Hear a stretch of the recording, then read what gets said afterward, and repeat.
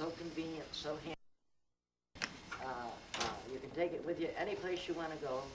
The weather doesn't affect it too badly. Sometimes in the summer when it's rainy and we're putting out a program up to Osceola, the necks fall off and a few things like that. The keyboards come loose. But I'd like to tell you just a little bit about the fiddle before we get started. The question I'm asked the most is, what is the difference between a violin and a fiddle? There's absolutely no difference. They're the same instrument. They actually derive from a three-stringed instrument way back, and Maggini and Amati and Stradivarius made them into instruments that look like this. Whereas before they had just three instruments and they were called a lute, and they were a much different instrument than this. But since those three gentlemen made the violin, they have changed it very, very little down through the years. It's a member of the viol family. I don't know if I pronounced that right or not. How do you pronounce V-I-O-L? Viol family. And the members of this family are the big bass and the cello that goes between your knees, the viola, which is a little bit bigger than the violin, and then the violin itself. And I'd like to tell you a violin is a human thing. Hello, Randy. Hi. Looking right at everybody and didn't even spot you. He's a great fiddler, I'll tell you. I enjoy Randy's fiddling. And I've lost my train of thought. Got to go back to where I was. Get all excited. You wouldn't think he'd show me that way, would you? Well, a good-looking man, you know. I love the fiddle. I just love to play it. I love the variety of things that can be played on it. A lot of people think of fiddling. In fact, on the Phil Donahue show one time a few years ago, they had a man by the name of Zuckerman, who is a marvelous violinist. And Donahue asked him the proverbial question, what is the difference between a violin and a fiddle? He said, just the way it's played. And he said, a fiddle is played like this. And then he went ahead to play the violin. And I was mad. I've been mad at Donahue ever since. I ought to get mad at him to write him a letter one day and say, you better put some fiddlers on there and send him some tapes of some good fiddling. Because fiddling isn't necessarily a scratchy instrument.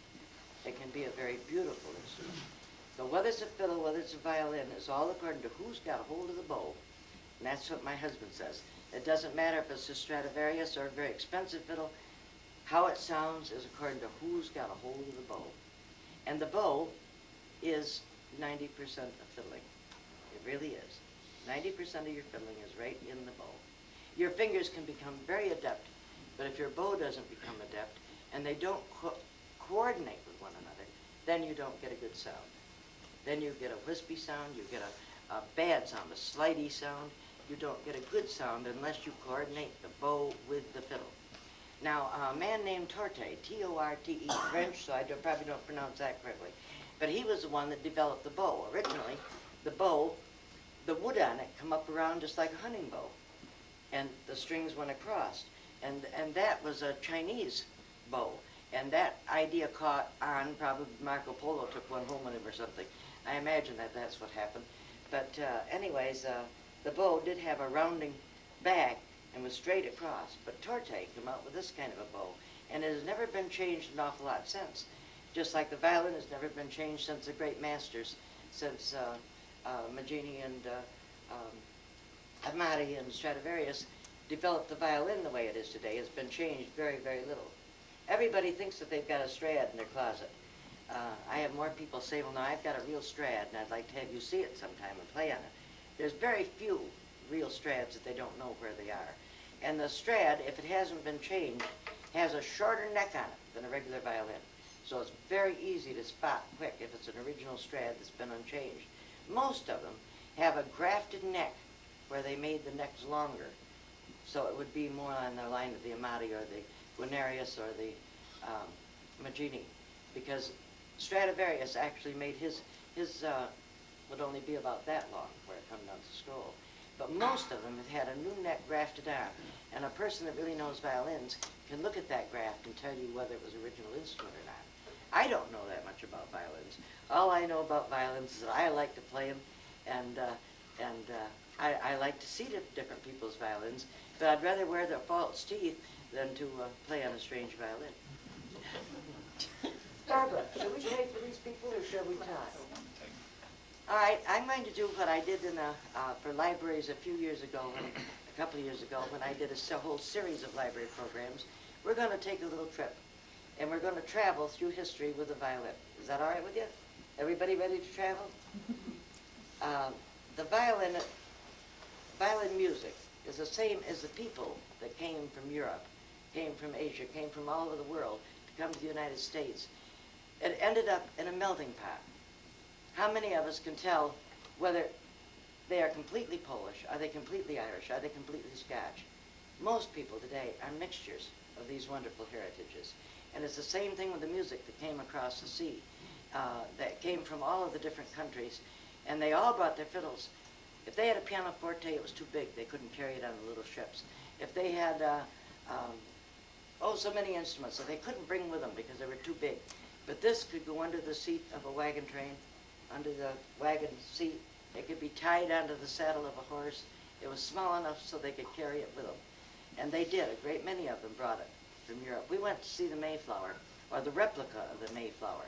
And what astounded me about that ship was how small it was, how little the slings were that people slept in. They must have been quite a lot shorter than what we are, quite a lot shorter. So they brought the music to America and brought their fiddles. And as they come over across the ocean,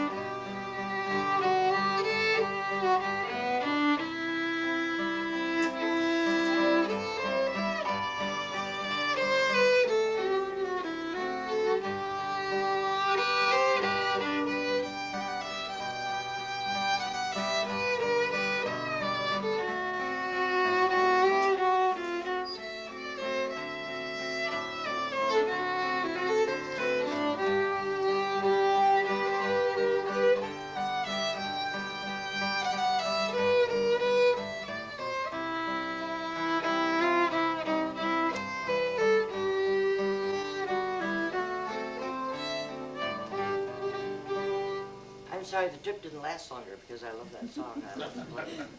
Over the waves, they came to America. And of course, we don't like to think of it, but our history is really reckoned by wars. I don't know why this is, but when you think of eras, you think of the wars that we fought.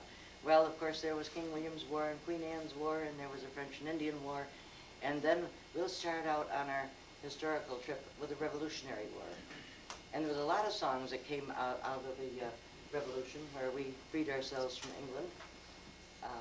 I like the English, but I'm glad that America is a state of its own. Sometimes I wish Canada was hooked to us. I love Canadians.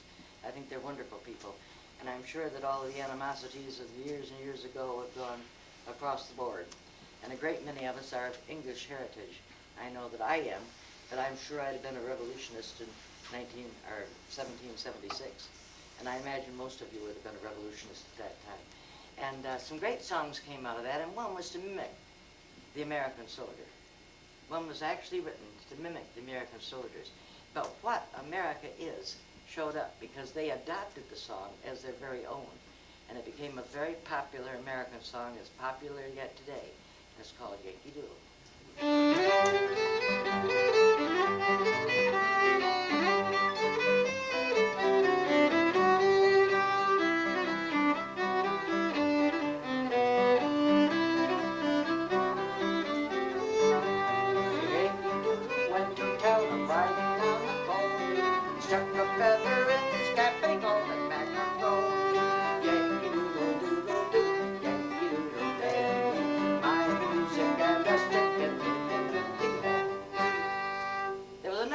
Tunes that came out of that, and one was the Road to Boston.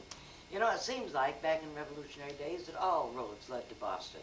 That seemed to be one of the most important parts early on in the war. It was all centered around Boston. Of course, later on it was centered around Williamsburg and different places down the coast. But to begin with, they had their Tea Party at Boston. Remember that tea party they told about? What a great time that was when the tea all got dumped into the ocean. And Concord and Lexington and all those great places in history. And so all roads seem to lead to Boston. So I'm going to play Road to Boston.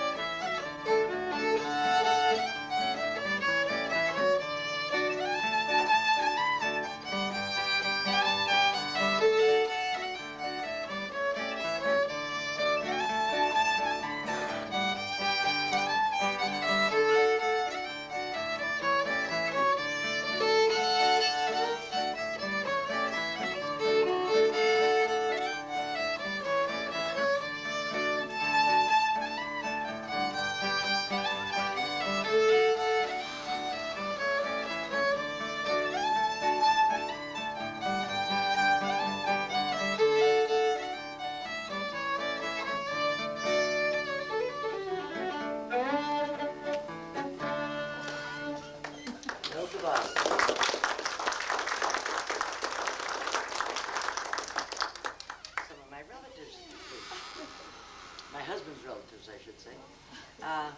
Of course, we come on up through history and we come to the Civil War. Oh, there was skirmishes, there was a War of 1812 in between, but let's go on to the Civil War. And some great tunes come out of the Civil War. One I like particularly because it was my father's favorite tune. I lost my dad last year. And he always liked the song, Tramp, Tramp, Tramp, the Boys Are Marching. Do you remember that song?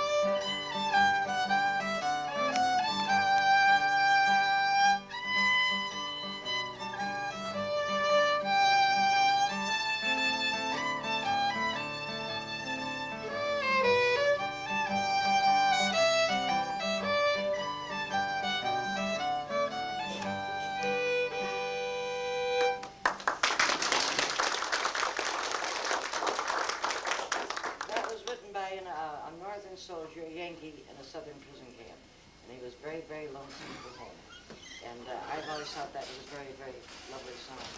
And another song that came out, and perhaps you'll know this one just by listening to it, in the key of G.